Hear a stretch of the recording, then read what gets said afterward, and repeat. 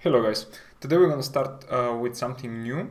We're going to build a model that predicts whether or not a patient has diabetes.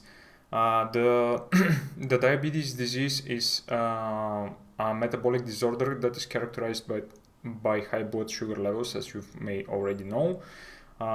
It can be dangerous and even fatal if left untreated. As of 2017, an estimated of 425 million people had diabetes worldwide, which is around 5.5%, which is like a pretty big chunk of people. The data that we have is actually from Pima Indian population, that those are Native Americans that live near Phoenix, Arizona in the United States. And they had high incidence of diabetes. Whether or not a patient has a diabetes is determined by plasma glucose levels that are at least 200 milligrams per deciliter 2 hours after a glucose test, or at any survey examination done at probably some random times or unrelated times. So what does our data have? Here's a summary of it. It's important to point out that all the patients were females, at least in this dataset. So we have the number of pregnancies, the glucose level as measured by the 2-hour glucose tolerance test, blood pressure, skin thickness, triceps skin fold thickness. So I think it's like measurement of this point around here, how thick that is. I don't know. Insulin levels, body mass index, which is weight over height squared, which is in kg and meters respectively. Diabetes pedigree function, which is something that I'm going to talk about in a bit. Age in years, and outcome, whether or not the person has diabetes or not. So what is this thing, diabetes pedigree function? Originally in this paper that I've linked over here, the diabetes pedigree function is like a summary of whether or not this patient has a higher likelihood of having diabetes based on his genetic predispositions. Like if your parents or grandparents or siblings or whoever from your family tree has diabetes, maybe then you are more likely to have diabetes too. Well, that's pretty it's pretty hard actually to calculate this, especially for new patients. So you might want to have a look at the paper that I've linked over here. Okay, so now that we know about the Native Americans known as Pima Indians, we're gonna have a look at what will be the workflow that we are going to go through in order to build a model that predicts whether or not a person has diabetes or not. Okay, so the first thing we're going to do is actually import the data, and our data is going to come from Kaggle. Unfortunately, the UCI machine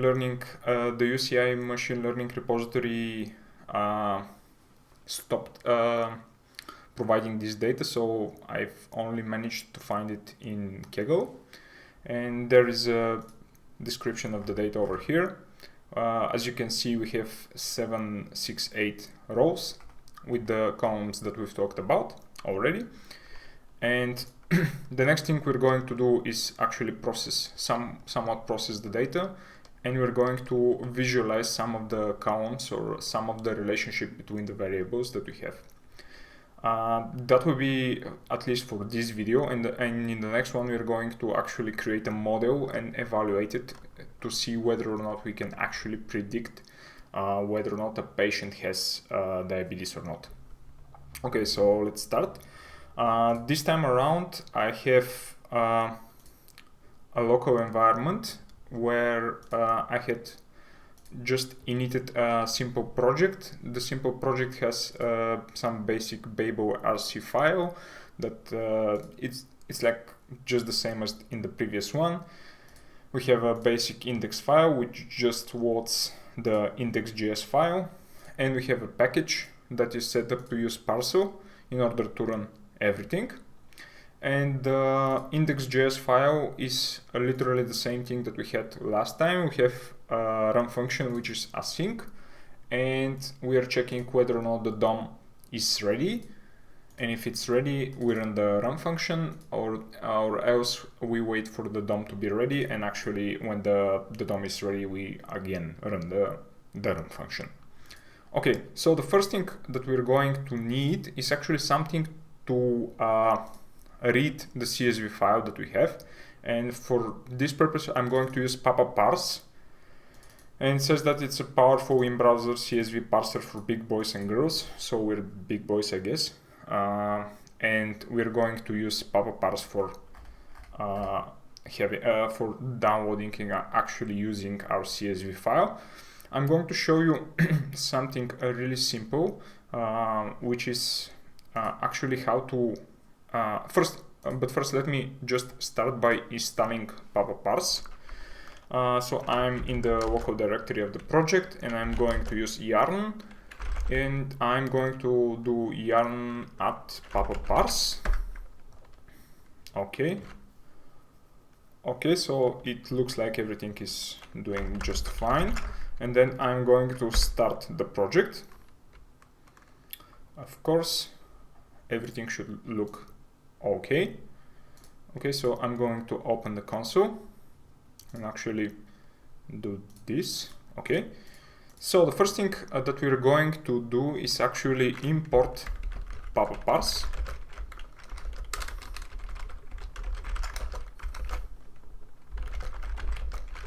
From parse. Okay, and since parse doesn't work with await async, I'm going to wrap the primary function of parse, which is this thing like parse. I'm going to actually add a new function, new method to the papa object over here that is going to be returning a promise that reads the CSV file. So to do that, I'm going to do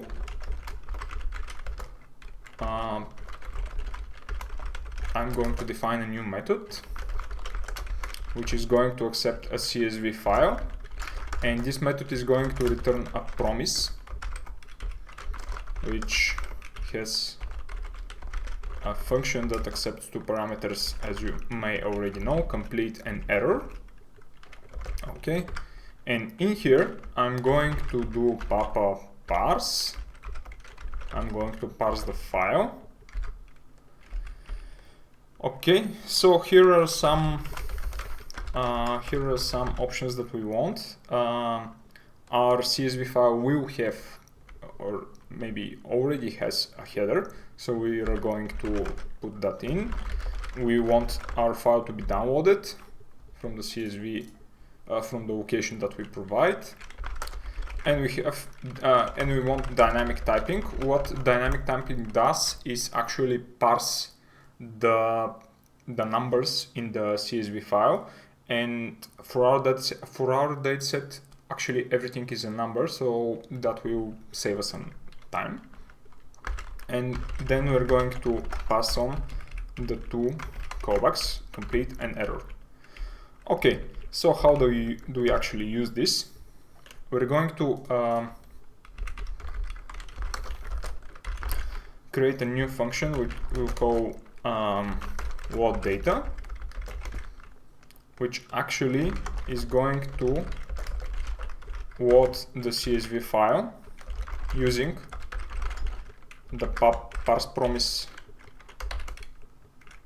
function method that we've already created, and I'm going to get the URL for the file, which is like this one.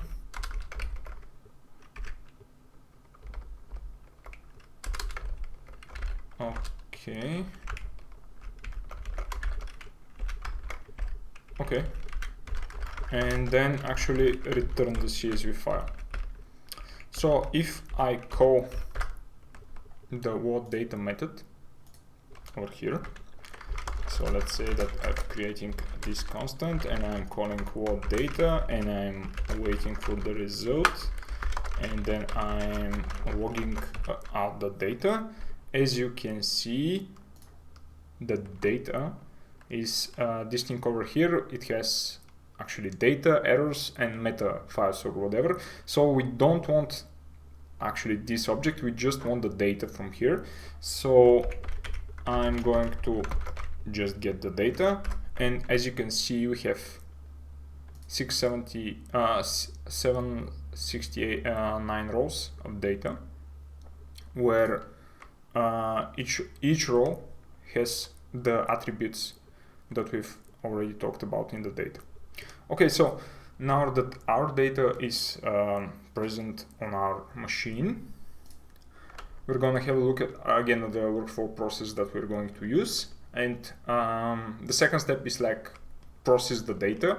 For now, we don't want to process the data. We just want to have some basic visualization of the for example, we'll have a look at the outcomes, how many actually of the patients in this data set have diabetes and how many of them are actually healthy. So to do that, I'm going to use another library that is called Plotly. Plotly is just a graphing library or chart library. And we are not going to use TF.js viz for this one, because as I've tinkered with it for quite a while, and it doesn't appear to have like good options for specifying colors, overlaying charts, and in general it's not very configurable yet. Maybe in the future it will be fine, but for now I'm going to use Plotly. And Plotly is like really nice. It integrates very well with JavaScript, and you will see how well actually it outputs the data, and it has pretty good API. So to actually install Plotly, I'm going to go to Get Started.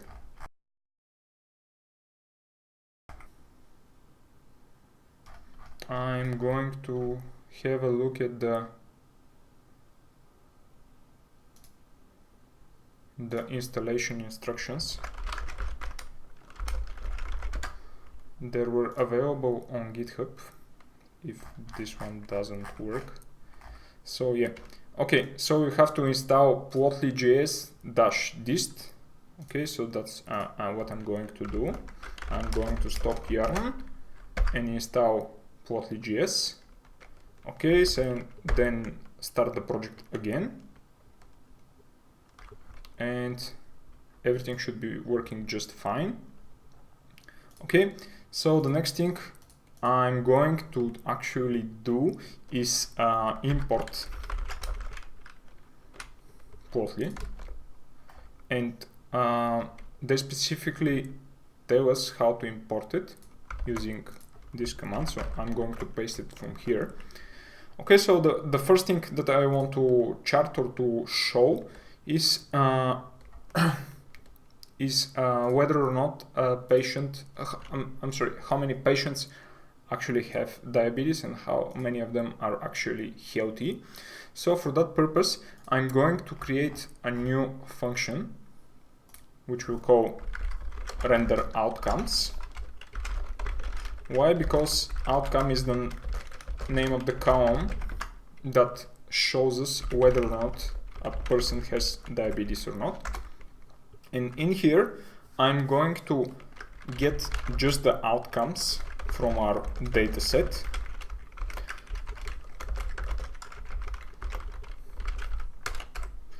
Because remember,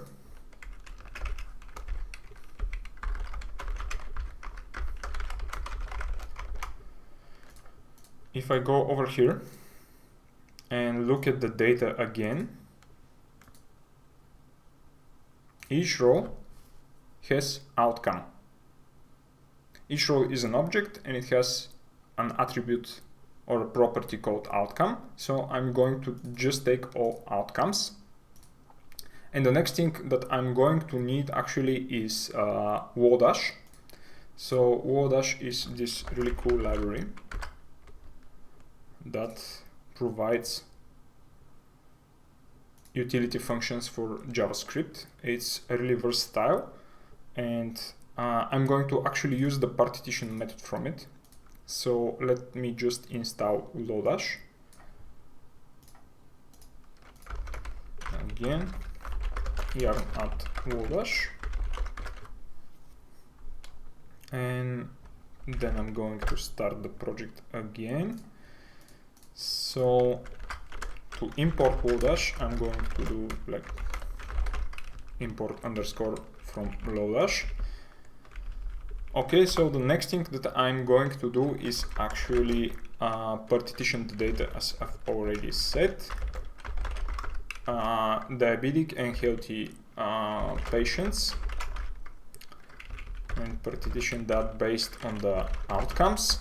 And if an outcome is 1, it means it's diabetic, or else the person is healthy. Okay, still in here. Okay, so we have the partitioning, and then the next thing that I'm going to do is actually create the chart data that we're going to use for the Plotly library. So the first thing that our plot expects is, or something that our plot expects is the name of the labels.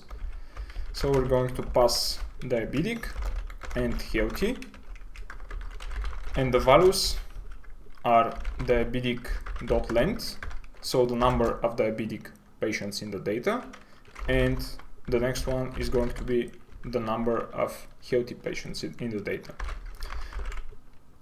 Okay, so something just ran.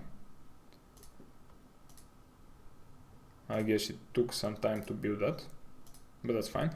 And the type of the chart we're going to use is pie chart. We're going to pass in some opacity, and the marker colors, actually I'm going to show you this in a bit. So actually Plotly, just like as TF.js is using can use actually divs in your HTML file. So I'm going to open that and create a new div, and I'm going to give it an ID of outcome cont for container. I'm going to copy that, come here, paste it inside, provide the chart data, and actually open the browser to see what we have. And we don't have anything. Okay. Because we haven't called actually the function. And now, probably. Okay, so yeah, we have the pie chart, which shows us that 65% of the people are healthy, and around 35% of the people are actually diabetic, have diabetes. So that's like a rough estimation of how well the population of healthy versus diabetic people is represented. So in general, what this tells us, and why we're doing like this visualization step, looking at the data often provides us with an insight about whether or not we can actually build a model that can predict whether or not the variable that we want to predict, in our case, whether or not we can actually predict if a person is healthy or have diabetes. So in this case, if we just take like a really stupid model that that is predicting that no matter what the input is, 65% of the time predicts that this person is healthy, and the other 35% predicts that this person is having a diabetes. This model is going to be performing relatively good compared to coin tossing. I mean, like if you toss a coin and say like 50% for healthy and 50% probability for being diseased or have a diabetes, then our model will be like correct 50% of the time, which will be it will be correct far less often than this demi model that we've talked about over here. Okay, so the next thing that I want to show you is how to change actually those colors, since I don't really like the default ones. Okay, so we actually can pass another config parameter, which is called marker, and for it we're going to add colors, and these are the two colors that I've chosen. And as you can see, we have the same data again, of course, but we have green for healthy and somewhat yellow or golden for people with diabetes. Okay, so the next thing that I want to show you is actually how to use Plotly to create a histogram, and that histogram is going to be overlaying patients with or without diabetes. So actually we're gonna overlay two histograms one over another. So for that purpose I'm going to create a function called render histogram, and this function is going to accept a container the data that we have, the name of the column that we want to actually visualize. I'm going to close this one, and a config parameter that we are going to use, and I'm sure you how we're going to use it. Okay, so the first thing that I'm going to do is actually create a variable called diabetic, and for it we're going to actually filter all the people that have diabetes, and then we're going to take only the data that is relevant or passed in as a column from here. So for example, if you want to plot actually the insulin levels for the people who have diabetes and those who doesn't, those who don't, we're going to pass in insulin as a parameter for the column. Okay, I'm going to take the same thing and get the outcome equal to 0. That means that those people are healthy. Okay, so we have those two, and then we're going to actually create two trace variables. Trace variables are variables that describe how the data should be presented when given to the Plotly API. So for X, we're going to have diabetic. We're going to have a name that is called diabetic. But like first, let me show you the simple version, and I'm going to create a better histogram in a bit. So we have a trace for diabetic, and then we have a trace for the healthy people.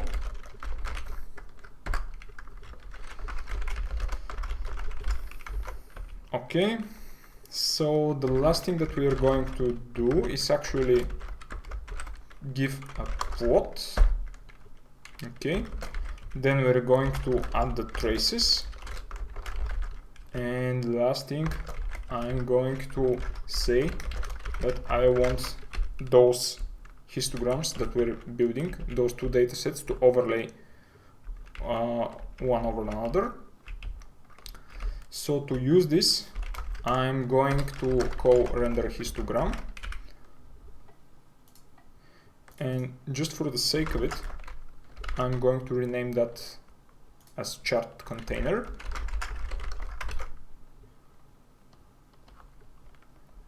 Okay. Then pass in the data and the column, which will be insulin.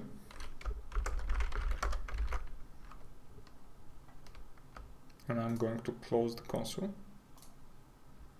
Okay, so here we have, we have the two histograms, but as you can see, the colors are not very good because we don't have an opacity. We can't say whether or not they and where they overlay. So for that purpose, I'm going to do something beautification of our chart. So for the diabetic trace, I'm going to say that this will be named diabetic, and this one is going to be healthy. And as you can see, the legend now shows both those series of data. And I'm going to provide some opacity for both of those. Okay, so now you can see where actually there is overlap between the values.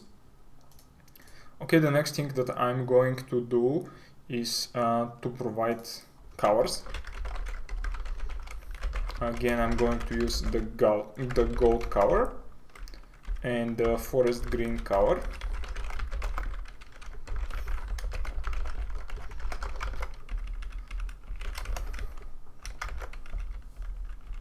Okay, I'm going to reduce the opacity even further.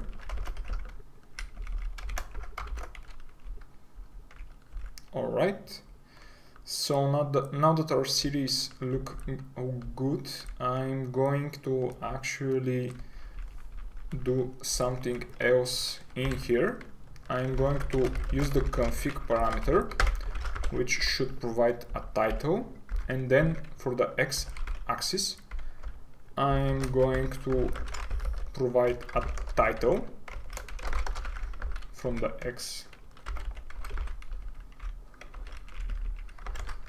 from the config, and then for the y-axis I'm going to provide again a title.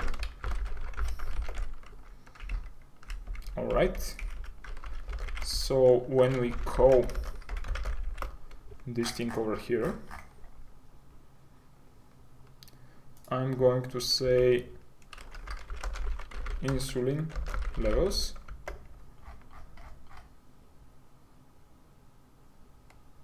For the y, I'm going to put count, and for the x label, I'm going to say the thing that we found out in the summary of our dataset, which is insulin to our serum in this quantity.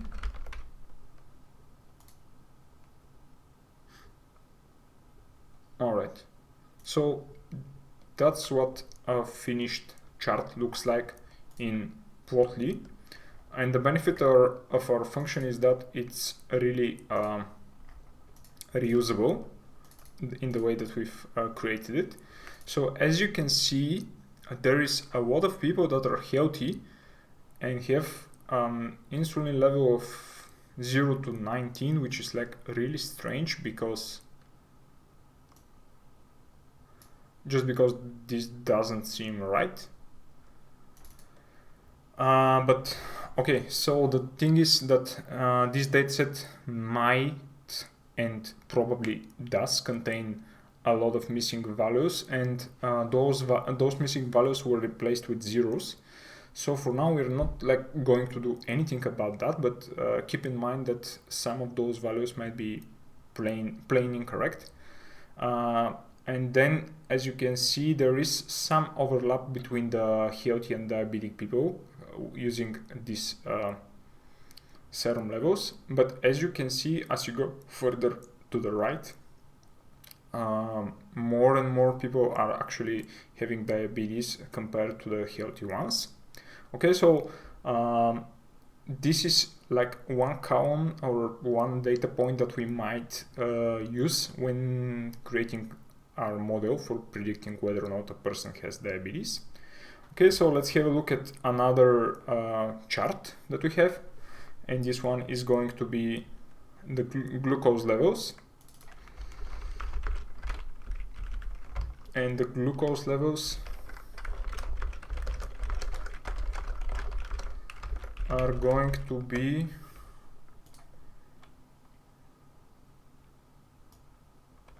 I'm going to get this from here again.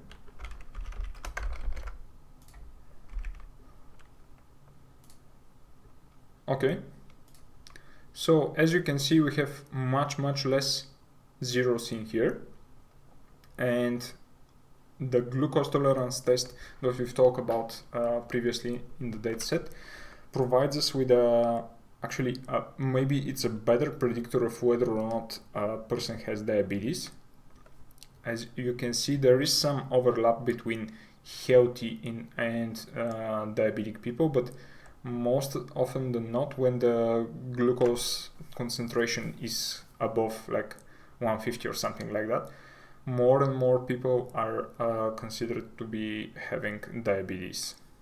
Okay, so this feature might be pretty useful when building our model later on. Okay, so the next thing that I want to show you is actually the age. So one hypothesis that you might have is like, if a person is older, he or she is more likely to be having diabetes. So let's have a look at that.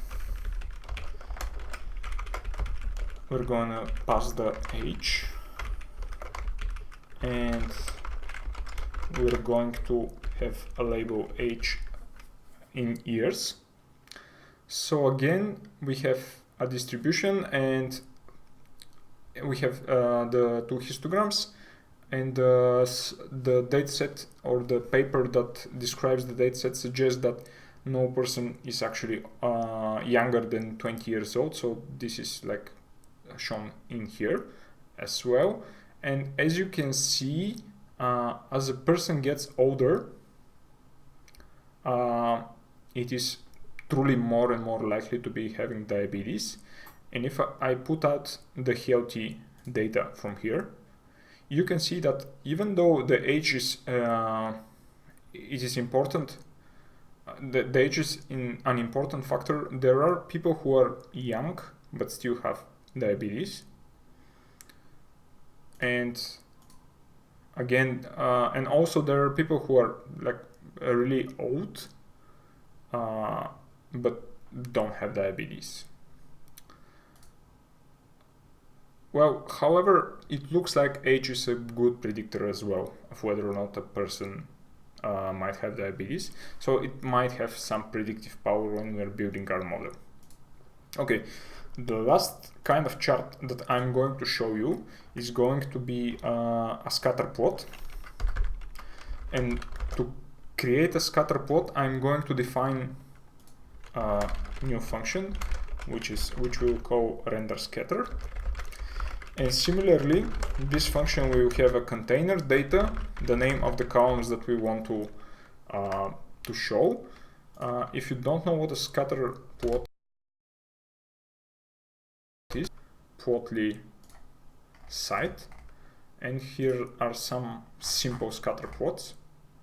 Here is one. I don't know why this one is not loading, but here is another.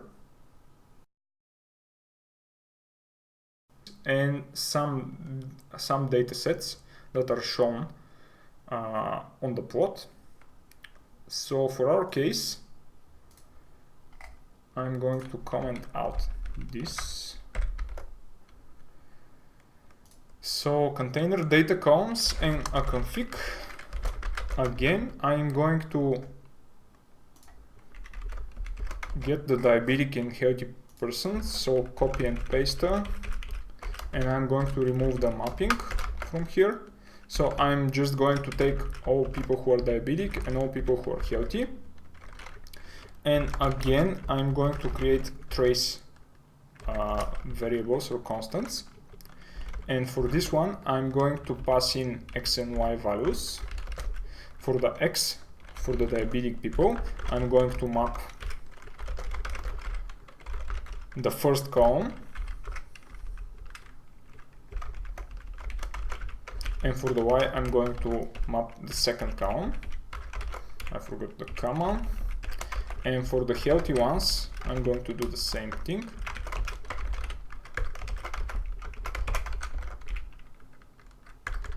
And create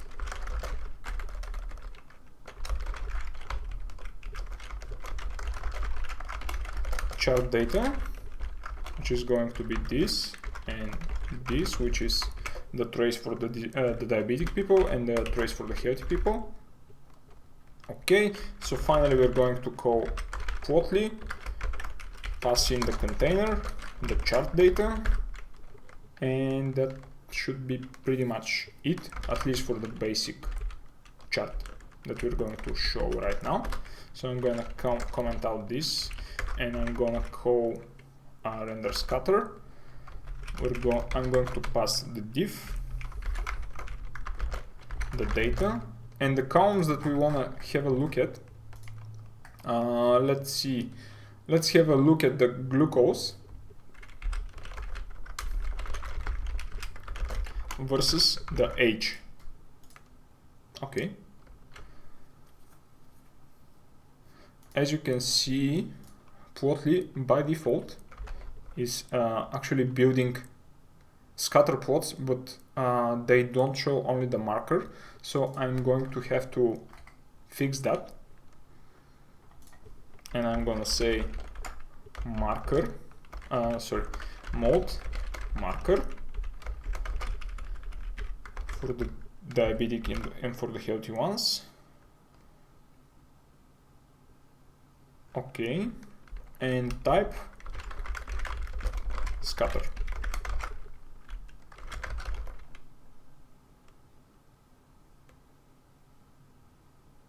Okay, so that didn't do the trick actually. Oh, sorry, I have a typo. It should be markers. Okay, so yeah, we have some data now showing up, but it's really hard to tell which one is which. So again, I'm going to give a name.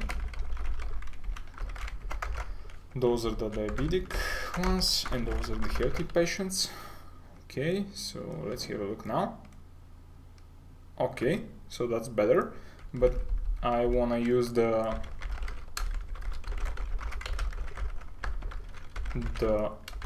colors that we are already accustomed to. So to do that, I'm going to pass in the marker parameters and the opacity level for each one. And as you can see, we finally have a chart that shows us whether or not how our age and glucose levels correlated, but it's like really hard to tell the axis. So what I'm going to do is actually use the config value parameter that we've passed on, and from it I'm going to get the title for the chart,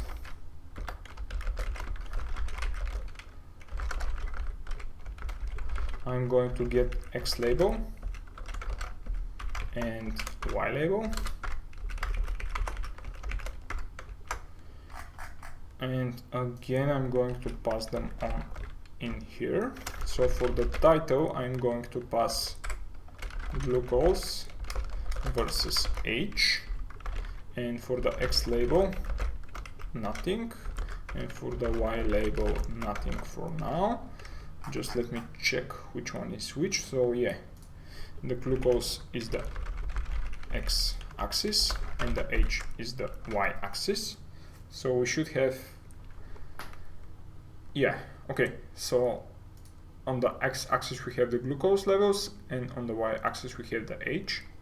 So as you can see, it looks like that if you're younger, I mean like between 20 and 30, and your glucose levels are like between 50 and 150, you're much more likely to be healthy and don't have diabetes, compared to older people which have higher glucose levels, glucose concentration levels.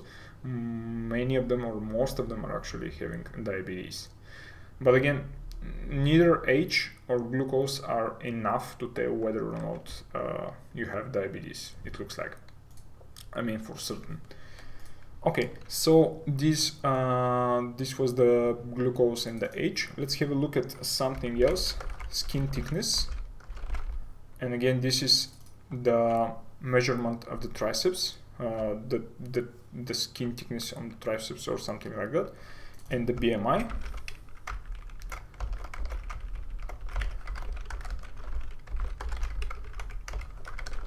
So again, we have skin thickness in millimeters on X and BMI on Y axis.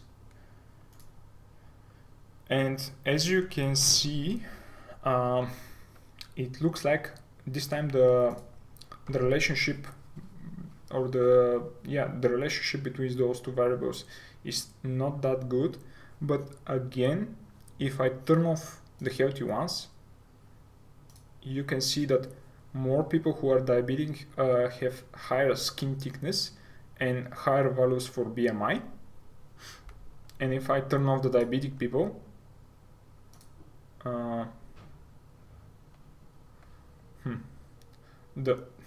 this one changed too much. Okay, but you can see that the healthy people are represented like in here, and you can see that here we have many much more missing values, since most of the people don't have since more people, or a lot of people, don't have skin thickness measurement, which is not okay, but I mean, like, that's what you have for your data. So again, the BMI is defined as weight over height squared, which is generally can be pretty bad metric, since if a person has a lot of muscle mass, or is like very athletic, it can mean that it might mean that he might be considered as overweight or even obese, but his like waist measurement is like really good. And just have this as a precaution to know that the BMI might not be a perfect representation of whether or not you are overweight or obese or whatever. Okay, so this pretty much completes the analysis, or the step of visualization of our data. We found that actually the glucose levels, the age, and insulin levels might be good predictors for our model. And next time around, I'm going to show you how to build logistic regression using TensorFlow.js and actually try to predict whether or not a person is having diabetes or not. Okay, bye-bye.